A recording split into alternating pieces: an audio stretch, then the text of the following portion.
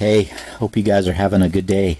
In today's video, I'm going to show the interior plastic pieces that I detail for my custom 164 NASCAR cars, and also the underbody. So yeah, I'll show you how I do that. And I've dipped all these cars, the die-cast body, and you know, there's 6 of them here. I'm working on 6 right now. I like to work on multiple ones at the same time, because the steps are somewhat similar, and then I always have something to kind of work on as we go through this. I've dipped all the cars and stripped the paint off. This is these 2 cars. I'll show you the difference here. These 2 cars are ones that I have not done any wire brushing or any steel wool, and if you can tell, you know, it's still a little dirty. It's got some of the residual paint in the little roof flaps here, and you know, just a little bit that's around there that need to be, you know, cleaned up. And this one is a white one. You can see still some of the white paint. So I used to just prime and paint it when it was like this, and it's not a good idea. I take the step of wire brushing just with this little brush, little cheapy Chinese brush, and this is what it looks like after I wire brush it. These have been wire brushed, and sometimes I'll take my X-Acto knife to kind of stick it into the little crevices and get out any paint that's in there. But these are pretty good shape. But the last step I do before I prime and paint is I take some steel wool, and these have been wire brushed, and steel wool has been rubbed across, and you can just see how clean and shiny it is all the way around. I've done a little bit on the underneath, basically wire brush the underneath as to the best that I can, but that's obviously not going to be seen when you reassemble the car. So but yeah, make sure that all the paint is off of these things, and the die-cast bodies are ready to be primed and painted. So and it's a nice smooth, you can just feel the steel wool really does a nice job on that front. So one thing I've done, and this is something that I did, I think it was earlier this week, but I took this aluminum paint that I had opened up to put some, you know, just kind of using the toothpick here. I had opened that up and used that to dot some of the hood pins on some cars that I've already done. Since I already had it open, I went ahead and I do this piece here, again just using a little bit on the toothpick, and I touch it up here, and I do this piece here. So that has already been done on all 6 of these cars. So that is one step I'm not going to show you in this video, but I just told you how I do it, so it's pretty straightforward. But yeah, so let me set the camera down and let's do a few of these. So I usually start with the white. Oh, and I've already shaken up these paint pens and kind of got the paint mixed up, and so there's usually a little bit that I can just go ahead and use on the tip here that's ready to go. If not, I use this little, you know, cardboard pad to, you know, kind of get the paint flowing. But it's already there in pretty good flow. So what I do is I take this and I do this is the axle. I do this axle white, and I kind of just do that. I don't want to get it on here, and I don't want to go any further than that. So that's how I do that. Pretty simple.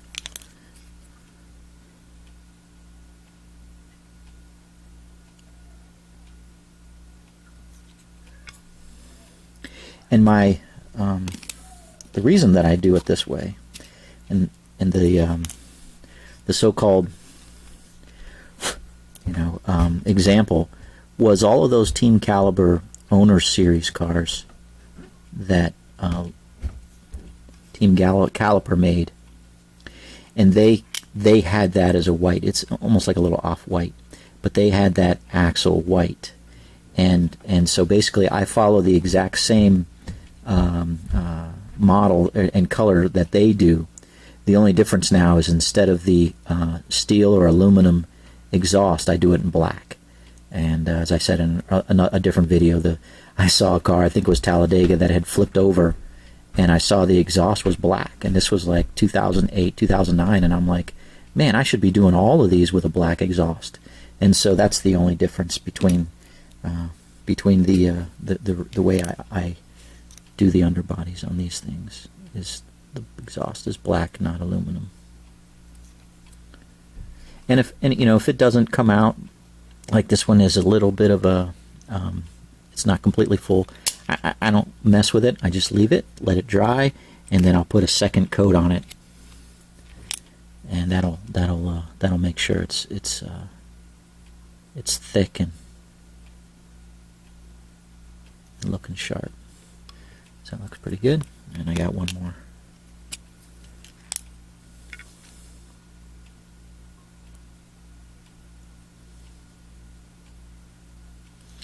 And I touched this over here a little bit, but I'll cover that up with black and a little bit. This stuff dries pretty quickly. So that's the white. The next I do this this gray. I've had this paint pen for a while. This is a gray, kind of a light gray, and this I use a couple different things, and I think I'm getting to the end of it. Because I again just have so this is kind of heavy, and I don't want it to be that heavy when I do this.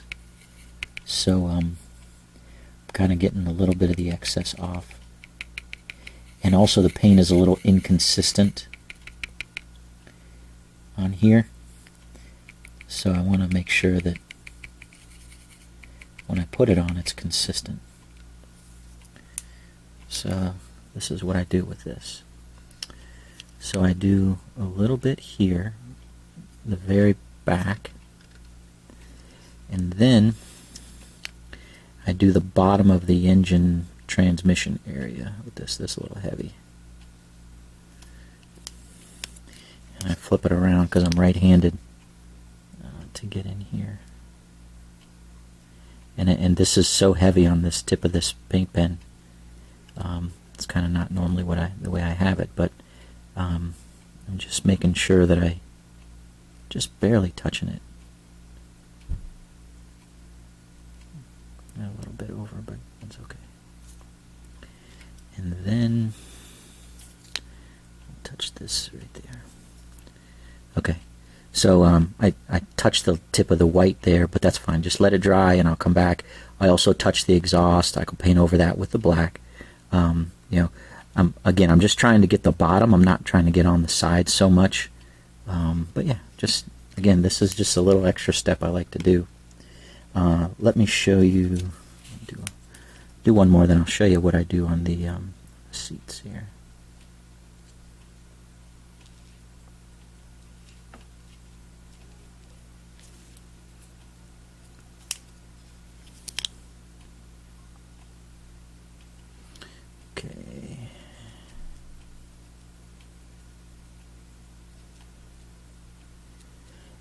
And I used to just use a regular paintbrush and these little tester, 1/4 ounce bottles or whatever they are.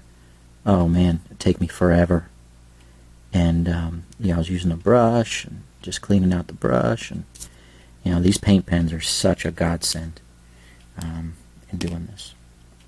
So this is a black interior, and sometimes you get the white ones or the light gray ones. I'll show you what I do with one of those, because one of those is there.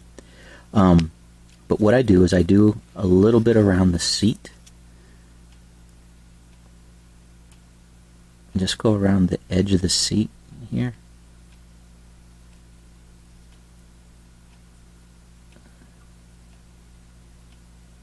I mean, I like the black interior, but when you look at their actual cars, they're not black. So I just do around the seat like that. And then I do this little shifter boot. Just go around each of the four sides, trying not to get it on the anything but on that boot.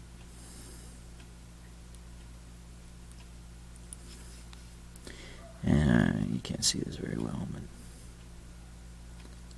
I'm just trying to get that boot there, that shifter. And then I do this, I don't know what this little raised area is here behind the driver's seat, but I just go ahead and top it, paint the top of it gray.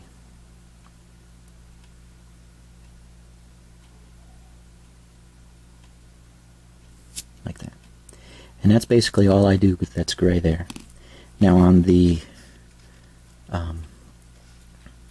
dash, it's got these I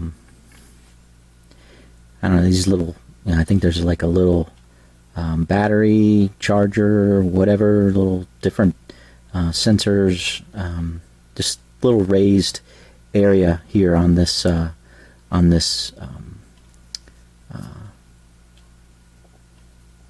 dash. I don't know what the technical term is for these, but what I do is I take the gray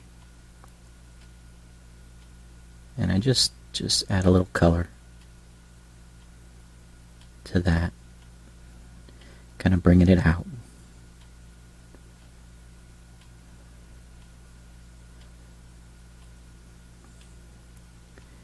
And I don't know if this is still the case, but once this dries, this little area and that area I touch with a red.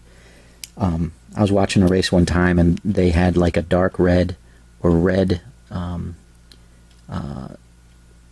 coloring on the top of these pieces in the actual car, and so I've just started doing it red. So yeah, so that's what I do with the with that. Let me do a couple more here.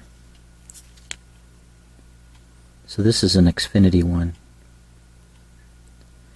that has two of them, and then it has these two, and I just touch it with gray on the tip like that. And the reason why I open these up is because it's just easier to get access into the seat, but sometimes these are glued shut, and that's fine. It just creates a little bit of a challenge. You can kind of bend them, but let me work this. I got it a little bit dry on the tip there.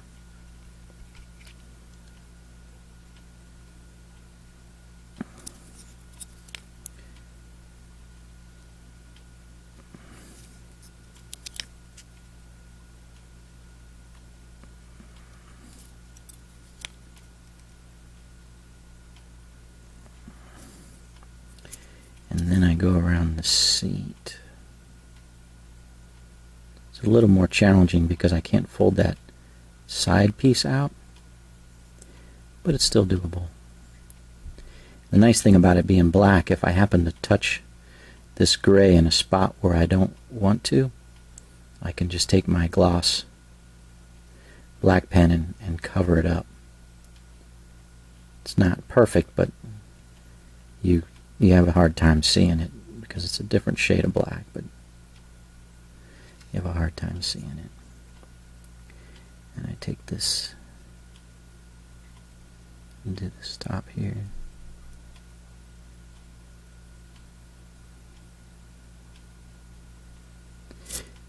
If it's not, once it dries, if I see some streaks or whatever, I'll just do a second coat, but usually I don't have to do a second coat. That's basically it there. Let me do this one. So you can see this has this like little round raised piece there. Do that gray as well.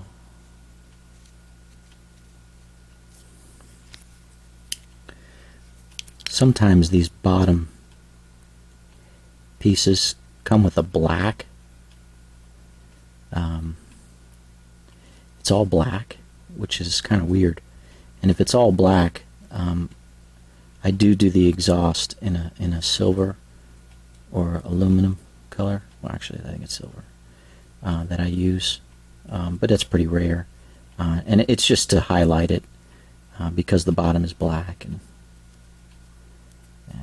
I have tried to spray paint it all gray, but I usually just leave it black. Black's a cool color. So that's that. Okay. So I just for the sake of time, the other three will get the same treatment as that. Let me show you what I do with this red. So this is just a basic red paint pen. For this one, again, I want to get a good flow, but sometimes for the red, you get a little, it dries and it kind of chunks, so you get some chunks, and I don't want those, so I use the X-Acto knife to kind of scrape them off. And what I do with the red is there's on these more modern cup cars, there's no fire extinguisher that goes behind the driver's seat. So what I do is I do this little raised area red. Just kind of paint the top of it red, as if that was a, crap, I got a little bit on there. I'll have to come back with the black and touch that up. As if that was the, fire extinguisher. And then there's this line that runs from the back to the front. And when I was looking at some pictures of the interior of a car, that's like a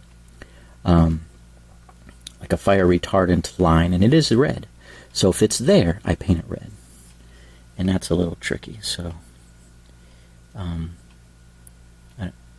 don't want to get any paint anywhere but just on that red. So what I'm doing is I'm kind of just dotting it with the edge and the paint pen. I used to do this with a toothpick dipped in red paint, but again, when the paint pens came out, it just makes that so much easier. And that looks pretty good. It's not, obviously, it's just a model, but if you can make some of these little areas stand out inside, it just adds a little bit of authenticity to the car. So this is kind of dried a little bit, but I can take my kind of the edge of the tip of this pen and do that right there. I got a touch on that gray, but I can cover that up with the gray after it dries, and then I do this whole thing red like that. And if you've bought one of my customs, you kind of see some of this, and if you don't, then you take a look at it. You can see it. To me, it sets it apart from other customs that you can get on eBay when you start detailing these things. And on these, I just do half like that. And the reason I do half is because, again, I saw a picture of an interior of a car one time, and it kind of had it split. The whole thing wasn't red. So I just been doing that like that. Now here, this doesn't have any red line, no fire retardant, pipe that runs from the back to the front. So I just touch up that little raised area and do that red, and that's it. And it's a little tricky because I can't fold this back, and I need a little bit more paint on the tip there. Whoa, it's coming out now. Yeah, you definitely have to watch your paint flow with these paint pens. Just, you don't want to get too much. And I got too much right now. Sorry, my hand was in the way. So you can see how much that is, but I'm going to touch it and try to be very careful so it doesn't run all over the place. Okay, so I just touched it, and I'll let that dry, and I'll probably come back and touch it up a little bit later. So that's what I do with the red, and I'll go and I'll do these other cars with this. the next step I take is I use this Model Master's rust paint. It doesn't say rust on it. Or does it say rust? It doesn't. But it's rust. It's a rust color. And again, the reason I use this is because the example was those Team Caliber Owner Series cars. Just a little shake, not much. And I use this so much, it's kind of, the lid has separated and it kind of is peeled off. But I get a toothpick. Gotta watch some of these crusties. Let me open it up. And don't need much. I kind of push that down. And I get a little bit on here. And I take this. And I'm doing this back piece here where it touches the, it's kind of like the rear differential. And I just do that, right? Just like that. Again, because that's what the Team Caliber Owner Series cars look like. And that's really the only thing I use this rust for. Is just that. So I kind of touch it and then I wiggle it back and forth. Get a little bit up there. Looks like that. Since I have this rust out, I'm going to do all 6 of these. Again, it just adds a little color where there is no color, making the car look a little bit more realistic. I'm just scooping it off of the lid of this. That's a lot.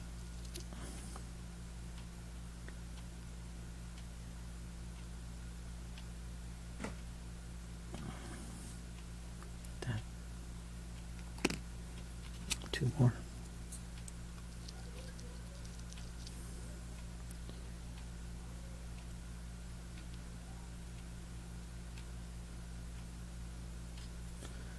Like so.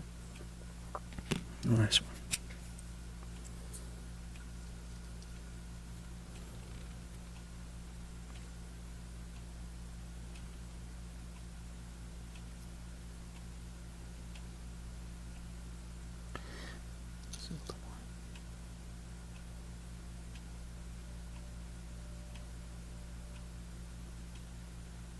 Okay. All right, that's it. Here. Take a drink of my Full Throttle. Yeah, if you ever noticed. You see what this tab is for? That's what it's for. It's for the straw. You kind of flip it around and wedge your straw against there, because if it's carbonated, if you've ever put a straw in a carbonated drink, it shoots out. But this tab with the little hole is really designed to hold your straw in place when you drink it. Somebody told me that years ago. I'm just passing it on. It's not original to me. But if you wonder what the heck that thing's for, that's what it's for. A lot of things have purposes that we don't even realize. Alright, so that's the rust. And so everything on this is done except the black. So let's do that. My black is, the paint pen kind of flows nicely. So I really don't have to do much with it. And what I do is I paint these little support bars.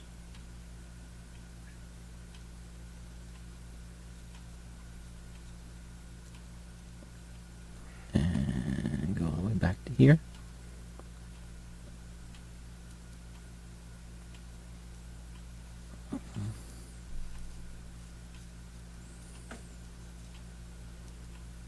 There. And then I do the exhaust.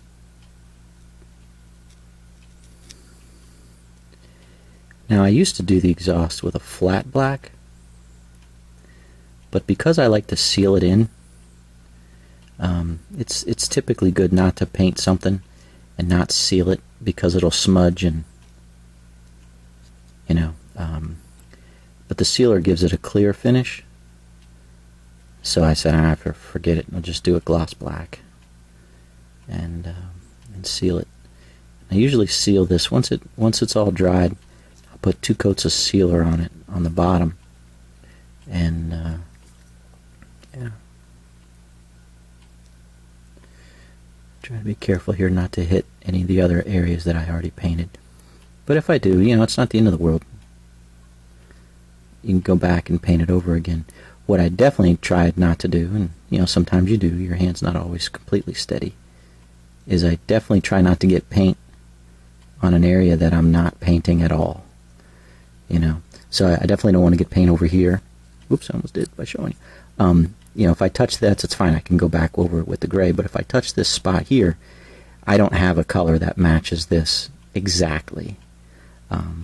So I definitely don't want to touch a surface that's not going to be painted at all. And then I just paint these little spots up front here. I don't say there's no real rhyme or reason, but again, using the Team Caliber Owner Series as an example, these were painted, so I do it. And that's that. That's what that looks like, and that is done. Just got to let it dry and put 2 coats of sealer on it, and it's good to go.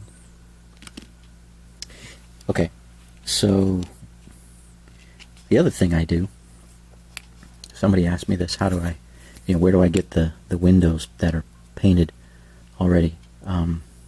Okay, so first of all, let me show you something real quick. So I need to look at the car that I'm making with this donor car. Okay, so for example, this is this donor car will be a Cole Custer Xfinity. Now, this Xfinity car, or the donor car, already comes with the Xfinity logo on here. So I really don't need that decal. I can reuse this as long as I don't screw it up, right? The donor car is a Ben Rhodes car. So I'm going to paint over top of where it says Rhodes with the black, because I'm going to use this Custer decal to cover that up, and I don't want the Rhodes to see through, so I'll just paint over that white lettering with the black. So that's what I'll do there. On this one, however, this is a Matt Kenseth donor car. Something on there. This is a Matt Kenseth donor car. So this is a 2013. So this is going to just get black all around. But you can already see, since it's a Matt Kenseth donor car, I've already got Kenseth there.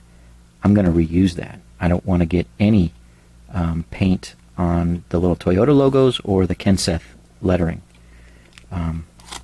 because you can see it's here on the decal sheet. So I don't want to use that decal. This is nice. That's a nice finish, better than this. So I'm going to choose to keep that there.